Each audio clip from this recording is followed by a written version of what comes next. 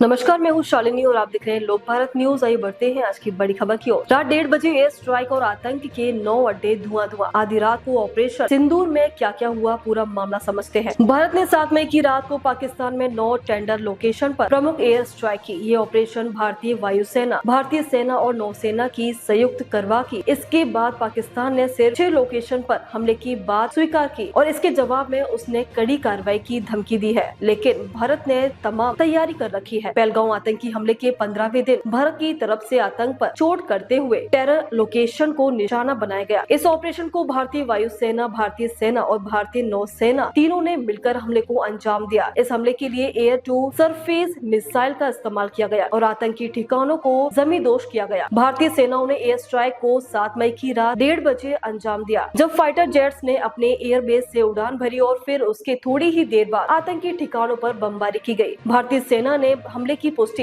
1:45 पर की। हमले के संबंध में पीआईबी ने भारतीय सेना ने हमले की पुष्टि 1:45 पर की। हमले के संबंध में पीआईबी के ने बयान में जारी कर बताया कि भारत ने पहलगांव हमले का जवाब देते हुए पाकिस्तान और पीओके में स्ट्राइक की है। इस हमले में सिर्फ टेरर लोकेशन को टारगेट किया गया और किसी भी सैनिकों के ठिकाने को निशाना नहीं बनाया गया। पाकिस्तान और पीओके में आतंकियों के ठिकानों पर एयर स्ट्राइक के बाद पाकिस्तान और पीओके में आतंकियों के ठिकानों पर एयर स्ट्राइक के बाद पाकिस्तान की तरफ से 3 बजे तक सीमा पर चीज फायर का उल्लंघन भी किया गया। पाकिस्तानी सेना ने नौशेरा, पूंछ, उड़ी से लेकर कश्मीर के कुछ अन्य क्षेत्रों से चीज फायर तोड़ा, जिसे भारतीय सेना ने स्पष्ट जवाब दिया और इसका जवाब देती रही है। पाकिस्तान में टेरर लोकेशन पर एयर स्ट्राइक किए जाने के बाद भारत ने एनएसए अजीत भोपाल ने पाकिस्तान के उच्च अधिकारियों से बात की। उन्हें इस बात की जानकारी दी गई कि भारत में सिर्फ आतंकी ठिकाना निशाना बनाया गया है। एनएसए अजीत डोभाल ने अमेरिका एनएससी से भी बात की और उन्हें भारत के स्ट्राइक की जानकारी दी। भारतीय सेनाओं की स्ट्राइक के बाद पाकिस्तान में अफरा तफरी का माहौल है। मसलन पाकिस्तानी शासन ने लाहौर, सियालकोट में एयरपोर्ट को बंद कर दिया है और उड़ानों को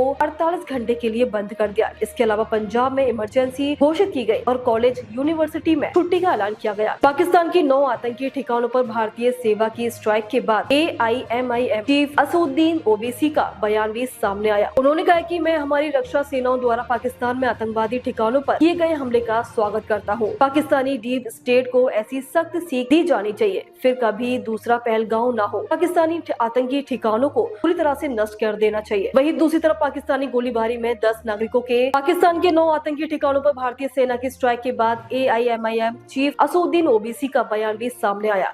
उन्होंने कहा कि हमारी रक्षा सेनाओं द्वारा पाकिस्तान में आतंकवादी ठिकानों पर किए गए हमले का स्वागत करता हूं। पाकिस्तान डीप स्टेट को ऐसी सख्त सीख दी जानी चाहिए, फिर कभी दूसरा पहलगांव न हो। पाकिस्तानी आतंकी ठिकानों को पूरी तरह से नष्ट कर देना चाहिए।